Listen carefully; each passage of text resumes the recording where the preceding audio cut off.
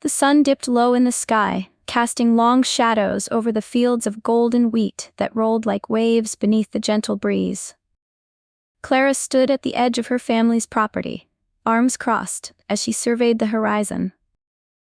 It had been 3 years since she left the bustling town of Briarwood behind for the quiet life of a farmer's wife. She still remembered the laughter and derision of her friends as she walked down the aisle, her hand clasped in that of a man with dirt under his nails and calloused hands. David, the local farmer.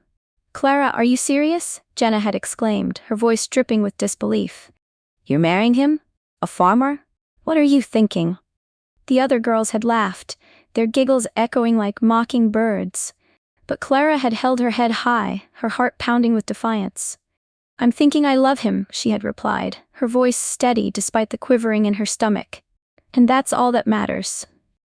Years later, standing on the edge of her land, Clara knew she had made the right choice. David was everything she had hoped for, kind, hard-working, and fiercely devoted. But as she watched him toil in the fields, a sense of unease settled in her chest like a dark cloud. "Clara, come help me with this," David called, his voice booming across the field. He was bent over a stubborn tractor, muttering under his breath as he wrestled with a stubborn piece of machinery. With a sigh, Clara marched over, brushing a strand of hair from her face. "What's wrong with it this time?" she asked, her tone half teasing, half exasperated. "Just the usual. It's got a mind of its own," he grunted, wiping his brow with the back of his hand. "Can you hand me that wrench?" As she passed him the tool, she noticed the strain in his shoulders, the way his brow furrowed with concentration. "You know, there are other things we could be doing right now," she said, a playful smirk tugging at her lips, like enjoying a picnic under that big oak tree by the creek. David glanced up, his eyes lighting with mischief. "Are you suggesting we abandon the farm? Just like that?" "Maybe," she said, leaning against the tractor. "But if we keep working like this, we might end up like the old scarecrow, stuck in one place forever." He laughed, the sound rich and warm. "I'd rather be stuck with you than anyone else." Just then, a low rumble of thunder echoed in the distance, and Clara felt a shiver run down her spine. "We should probably get this fixed before the storm rolls in." They worked together, hands moving in a well-practiced dance of mechanics and love, until the tractor finally roared to life, the sound echoing like victory in the stillness of the field. "Got it," David shouted, pumping a fist in the air. Clara clapped her hands, her laughter ringing like a bell. "Now, let's get that picnic." As they spread out the blanket under the oak tree, Clara poured them each a glass of sweet iced tea, the sun slipping further behind the hills, painting the sky in hues of orange and pink. "You know, I wouldn't trade this for anything," she said, taking a sip and watching David as he tucked into the sandwiches she had made. "Least of all for the gossip back in town," he teased, a playful glint in his eye. "Exactly," Clara replied, rolling her eyes. "They thought I was crazy for marrying you. A poor farmer, they said." She mimicked the tone of her friends, and they both laughed. "Let them laugh," David said, his voice serious now. "They don't know what we've built together. This is real life, not some fairy tale." Clara smiled, warmth blossoming in her chest. But as the sun dipped below the horizon, she couldn't shake the feeling that maybe they were missing out on something more. Months passed, and the laughter of their picnic turned into the chorus of everyday life. Clara found herself growing restless, longing for the excitement that had once filled her life. When her old friends from Briarwood began to plan a reunion, she felt a pull, a whispering desire to reconnect with her past. "David, what if I went?" she asked one evening, the question hanging in the air like a storm cloud. He paused, a frown creasing his forehead. "You really want to go back there?" "It's just one night," Clara insisted, biting her lip. "I want to show them how happy I am." "Clara, you're happy here," he replied, concern lacing his words. "You don't need their approval." "I know," she said, frustration bubbling under the surface, "but it would be nice to remind them that I'm not just that girl who married a farmer." David sighed, running a hand through his hair. "Just be careful, okay? Those girls can be harsh." "I can handle it," she said, her voice firm.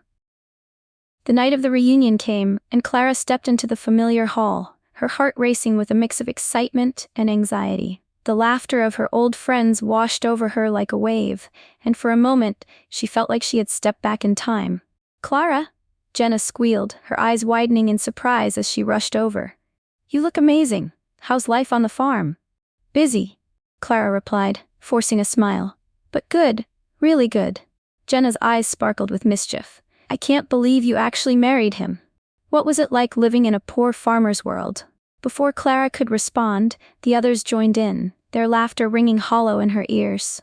"Are you still using a bucket for water?" one asked, and Clara felt her cheeks flush.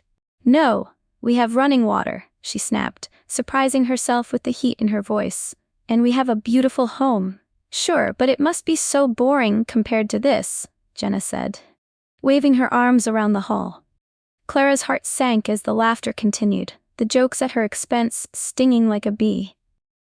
"You don't know what you're missing," she said finally, a challenge in her tone. "It's not boring. It's real." As the night wore on, Clara found herself caught between the life she had chosen and the one that had once filled her with joy. The laughter felt cruel, and as she excused herself to the restroom, she caught a glimpse of her reflection in the mirror. "Who are you?" she whispered, tears pricking at the corners of her eyes. But as she returned to the party, she was surprised to see David standing by the entrance, his presence grounding her. He smiled when he saw her, and she felt the weight lift, if only a little. "Hey," he said, pulling her into a warm embrace. "How's it going?" "Fine," she replied, her voice muffled against his shoulder. "Just catching up." "Right," he said, glancing around the room. "I can feel the judgment from here." Clara chuckled, wiping her eyes. "It's not that bad." "Clara," he said, pulling back to look into her eyes. "I don't want you to feel like you have to prove anything. You've built a life here, a good life. That's what matters." She smiled, a genuine one this time. "You're right. I just what?" he pressed gently. "I just wanted them to see that I'm happy, that we're happy," she admitted. "They'll never understand what we have," he said firmly, his eyes fierce. "And honestly, who cares?" As they stood together, the laughter of her friends faded into the background, and Clara felt a surge of clarity. She didn't need their approval. She had something better. Love, partnership, and a life she had built with her own hands. The reunion ended, and as Clara drove back to the farm with David, the silence was comfortable. She smiled to herself as she recalled the look on Jenna's face when she had mentioned the new barn they were building. "I can't believe you're actually doing that," she had said, disbelief etched across her features. "Believe it," Clara had shot back, her confidence surging. "I'm proud of what we've accomplished." "See?" David said, glancing sideways at her. "Told you, you can handle them." When they arrived home, the night was dark and peaceful, the only sound the soft rustling of leaves in the gentle breeze. Clara breathed in the scent of the earth, feeling the weight of the day lift off her shoulders. "Hey, want to help me check on the animals?" David asked, his eyes sparkling with mischief. "Absolutely," she replied, her heart light. As they walked through the barn, the stars twinkling overhead, Clara felt a sense of belonging settle over her. She was home, truly home. "Clara," David said softly, stopping to pull her close.